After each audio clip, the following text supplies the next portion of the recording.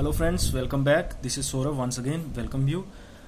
तो टुडे आज हम बात करेंगे क्लास 12th का टॉपिक। लास्ट टाइम हमने डिस्कस किया था टाइप्स ऑफ यूनिट सेल, जिसमें हमने face centred, body centred and centre को डिस्कस किया था।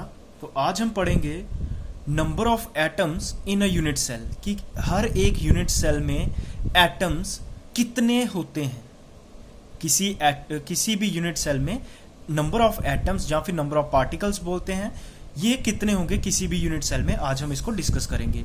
तो सबसे पहले हमें कुछ बेसिक पता होना चाहिए इसके बारे में। देखिए, लेट अस सपोज मेरे पास ये यूनिट सेल है।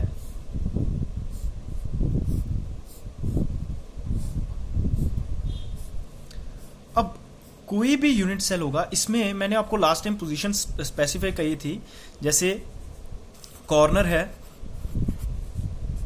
फेस है, एंड है, एंड एज है।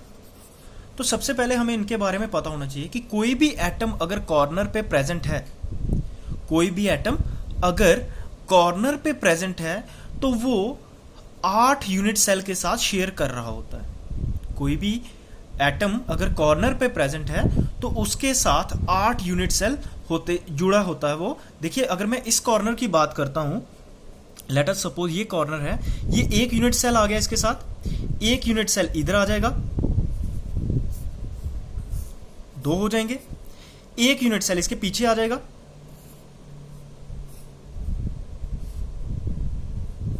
और एक यूनिट सेल इधर आ जाएगा, 4। मतलब एक कॉर्नर 1 2 3 4 के साथ शेयर कर रहा है, और 4 ही इसके ऊपर रखे होंगे यूनिट सेल। तो एक कॉर्नर, अगर आप अपने रूम को कंसीडर करो तो उसका जो कॉर्नर होगा, लेट अस सपोज मैं इसको यूनिट सेल कंसीडर कर रहा हूं, तो इसका जो कॉर्नर है वो एक इस यूनिट सेल के साथ शेयर करेगा, एक इसके साथ वाले के साथ, और तीसरा बियॉन्ड वाले के साथ, और फोर्थ वाला जो एडजेसेंट जो जुड़े होंगे, एक कॉर्नर जो है वो 4 के साथ जुड़ा होगा। अब प्रोबेबली इसके ऊपर भी, इसके टॉप पे जो होंगे वो भी 4 यूनिट सेल होंगे। तो यहां पे जो 4 यूनिट सेल होंगे, तो ये जो एक कॉर्नर है वो कितने के साथ कंट्रीब्यूट करेगा? 1 के साथ। मतलब एक कॉर्नर 8 यूनिट सेल के साथ कंट्रीब्यूट करता है।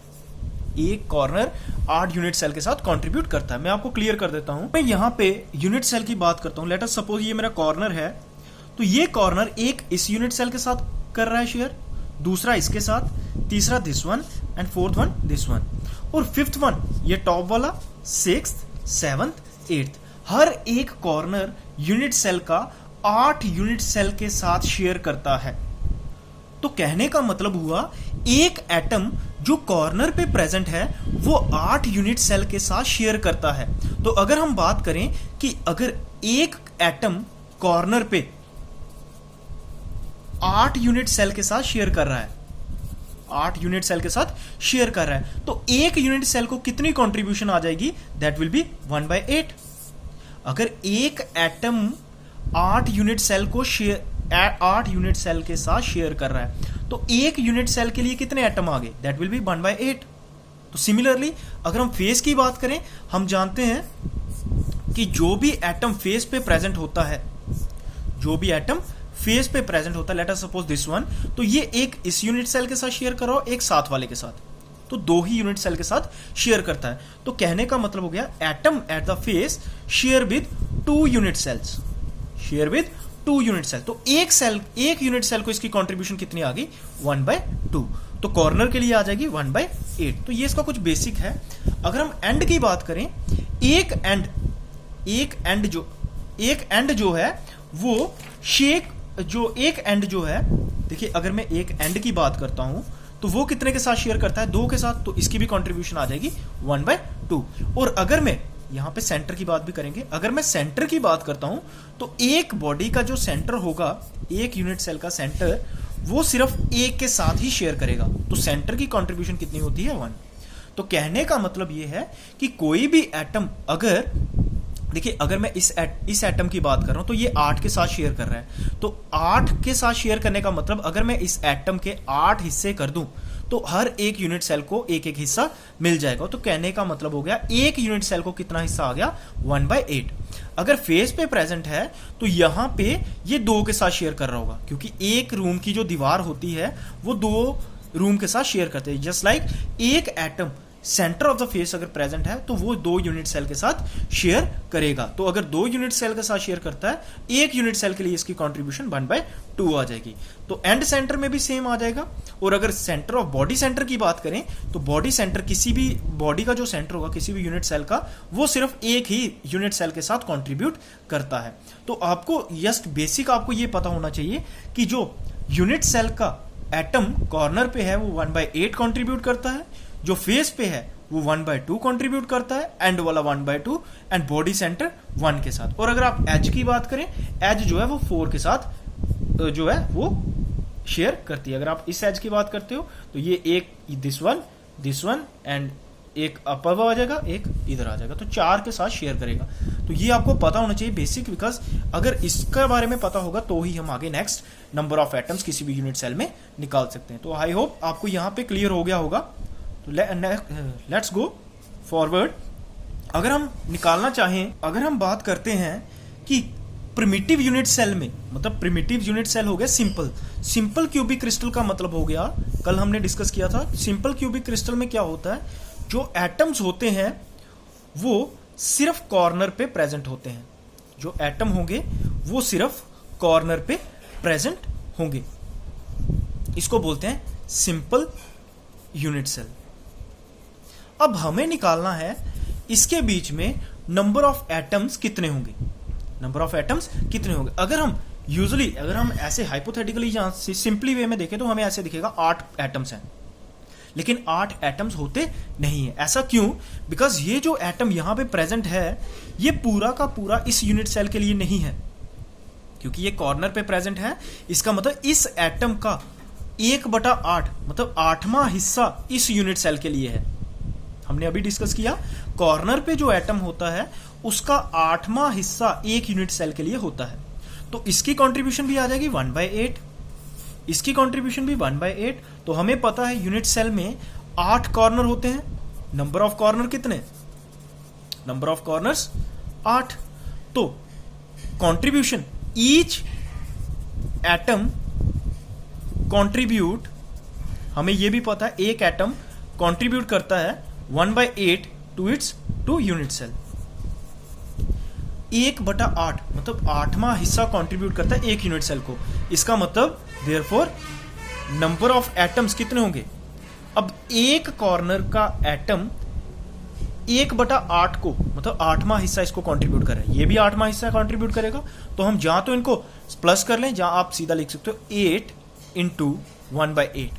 8 कॉर्नर पे एटम है, हर एक की कंट्रीब्यूशन कितनी है? 1/8।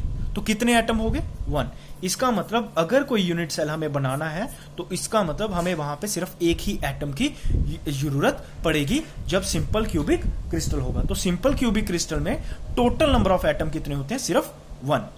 ये आपको क्लियर हो जाएगा कि पूरा का पूरा सिंपल क्यूबिक क्रिस्टल में वहां पे नंबर ऑफ एटम कितने होते हैं? 1। और ये मल्टीपल चॉइस में आता है क्वेश्चन, हम मोस्ट प्रोबेबली आपको कॉम्पिटिटिव में भी पूछ सकते हैं, और यहाँ पे जब आप ऑब्जेक्टिव टाइप आप पेपर देते हैं वहां पे भी पूछ सकते हैं। तो इसमें आई थिंक यहाँ पे आपको क्लियर हो गया होगा। सिंपल क्यूबिक क्रिस्टल में 8 कॉर्नर पे एटम होते हैं और हर एक एटम 1/8 कॉन्ट्रीब्यूट कर रहा होता है यूनिट सेल को। तो नंबर ऑफ एटम कितने हो गए? 8 कॉर्नर है, एक की कंट्रीब्यूशन 1/8, तो टोटल नंबर ऑफ एटम आ गया 1। तो ये था number of atom in primitive unit cell. तो अब हम डिस्कस करेंगे BCC body centred cubic crystal and FCC face centred cubic crystal. तो सबसे पहले हम फेस सेंटर की बात कर लेते हैं। फेस सेंटर में हमने स्टडी किया था, फेस सेंटर्ड क्यूबिक क्रिस्टल वो क्रिस्टल्स होते हैं, वो क्यूबिक क्रिस्टल होता है, वो यूनिट सेल जिसमें जो एटम्स होंगे, जो कॉन्स्टिट्यूएंट पार्टिकल्स जो होंगे वो सिर्फ कॉर्नर पे ही नहीं, कॉर्नर पे तो होंगे ही होंगे, और हर एक फेस के सेंटर पे भी होंगे। मतलब 8 कॉर्नर पे प्रेजेंट होंगे, फेस का सेंटर, जैसे ये फेस आ गया एक, यहां इसके सेंटर में एक एटम, ये आ गया यहां पे इसके सेंटर में एक एटम। This one 3 4। अब यहां पे देखिए हम एक बैक साइड पे बनाएंगे, एक फ्रंट साइड पे, क्योंकि प्लेन ऑफ पेपर जो होता है वो 2 डायमेंशनल होता है। तो इसमें मैं आपको इस तरह से दिखा रहा हूं कि एक फेस ये आ गया upward, downward, left, right and front, back. तो 6 फेसेस होते हैं, तो 6 फेसेस पे एक एक एटम आएगा। तो यहां पे नंबर ऑफ एटम निकालने का प्रोसीजर भी सेम होगा। अब देखिए यहां पे कॉर्नर पे एटम कितने हैं, number of atoms at corner, corner पे एटम है 8, number of atom at faces, at faces वो कितने हैं 6।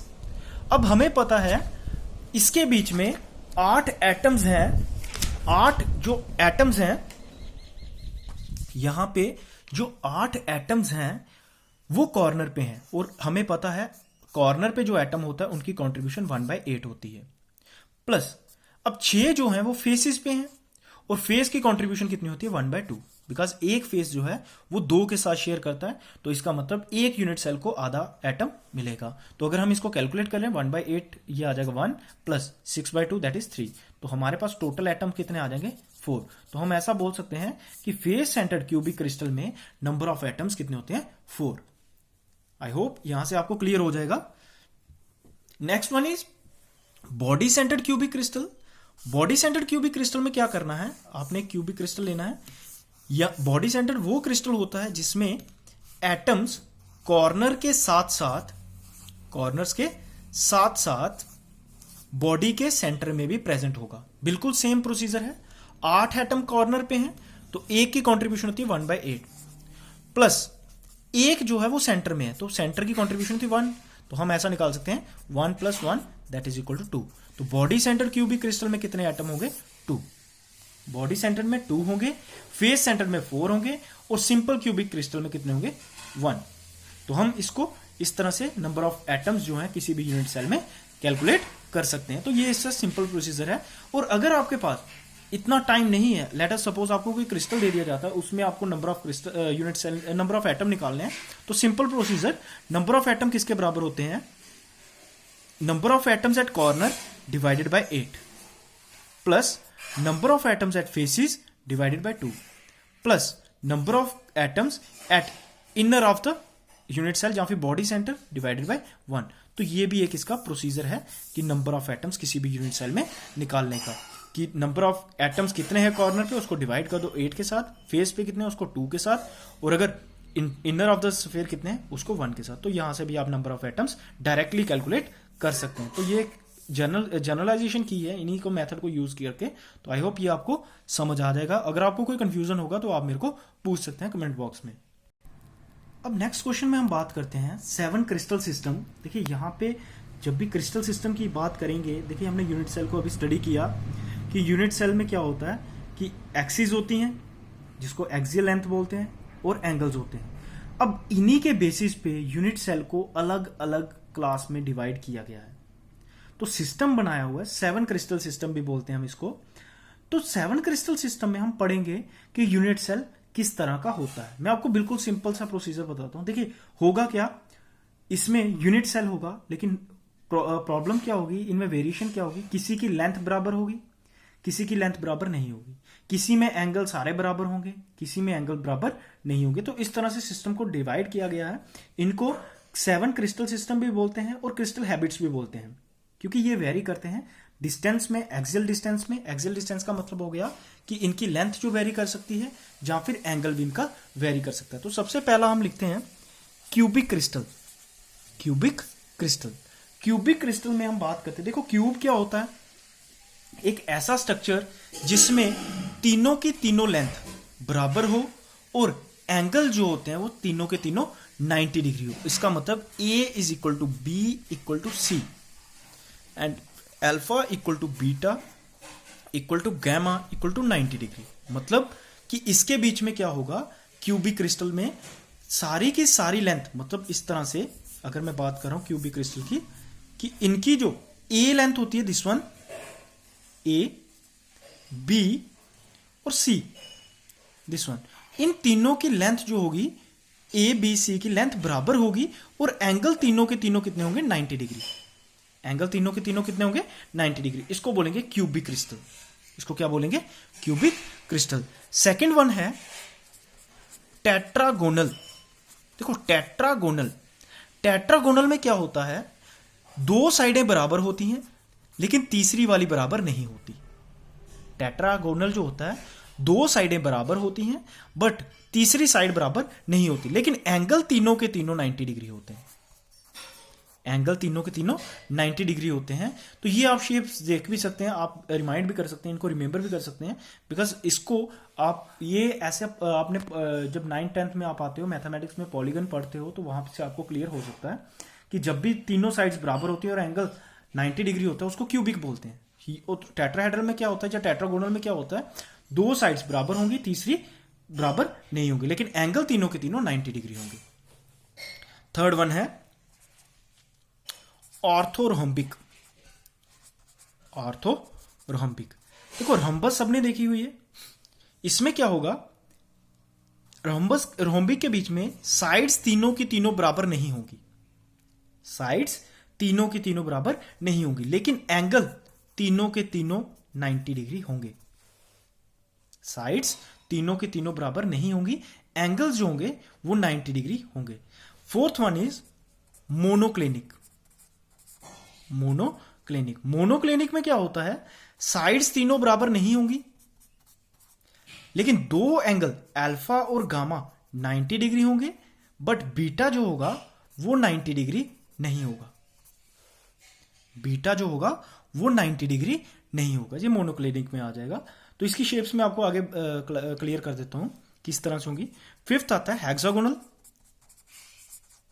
हेक्सागोनल में क्या होगा, दो साइड्स बराबर होंगी लेकिन तीसरी बराबर नहीं होगी। दो साइड्स बराबर होगी, तीसरी बराबर नहीं होगी, लेकिन एंगल दो अल्फा और बीटा 90 डिग्री होंगे और तीसरा एंगल जो होगा वो 120 डिग्री होगा, 120 डिग्री। तो ये है हेक्सागोनल में। सिक्स्थ आता है रोम्बोहेड्रल। रोम्बोहेड्रल में क्या होगा, A is equal to B equal to C.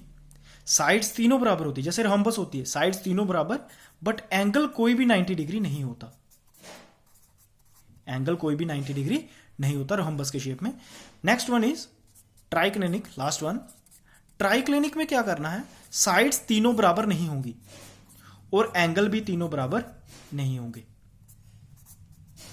Sides भी तीनों बराबर नहीं होंगी और एंगल्स भी तीनों बराबर नहीं होंगे, इसको बोलते हैं ट्राइक्लिनिक। अब ट्राइक्लिनिक जो होता है वो रिवर्स होता है क्यूबिक का। क्यूबिक में तीनों साइड्स बराबर होती हैं और एंगल्स भी तीनों 90 डिग्री होते हैं, लेकिन ट्राइक्लिनिक में साइड्स भी बराबर नहीं होंगी और एंगल भी 90 डिग्री नहीं होंगे। तो ये आपका एक टेबल है, ये आपको याद करना पड़ेगा। इसकी शेप्स में आपको बता देता हूं। देखिए जैसे ये अभी आपको दिखा रहा हूं, ये आ गया क्यूबिक क्रिस्टल। क्यूबिक में क्या होगा, तीनों साइड्स बराबर हैं, एंगल भी 90 डिग्री है, ये होगा क्यूबिक क्रिस्टल। क्यूबिक में सिंपल क्यूबिक भी आ जाता है, फेस सेंटर भी, बॉडी सेंटर भी। ये तो चलो आगे आप अगली क्लासेस में पढ़ोगे, अभी आपके लिए बेसिक इतना पता होना चाहिए। क्यूबिक क्रिस्टल में क्या होगा, तीनों साइड्स बराबर होंगी और एंगल 90 डिग्री। टेट्राहेड्रल में क्या होगा, दो साइड्स बराबर, देखो ये वाली साइड और ये वाली साइड बराबर है बट तीसरी वाली साइड बराबर नहीं है। दो साइड्स बराबर होंगी, तीसरी वाली साइड बराबर नहीं होंगी, लेकिन एंगल सारे के सारे 90 डिग्री हैं। एंगल सारे के सारे 90 डिग्री हैं। नेक्स्ट वन है मोनोक्लिनिक।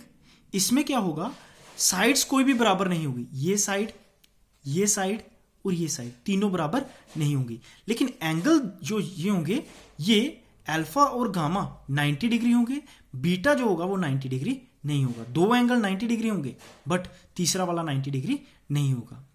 ऑर्थोरोम्बिक में क्या होगा, तीनों साइड्स बराबर नहीं होंगी, ये भी बराबर नहीं होगी, ये भी बराबर नहीं होगी, ये भी बराबर नहीं होगी, लेकिन एंगल सारे के सारे 90 डिग्री होंगे। एंगल सारे के सारे 90 डिग्री होंगे। तो ये कुछ इसकी फॉर्म्स हैं। आप और भी फॉर्म्स देख सकते हैं, जैसे यहां पे है रोम्बोहेड्रल में तीनों साइड्स बराबर हैं बट एंगल कोई भी 90 डिग्री नहीं है।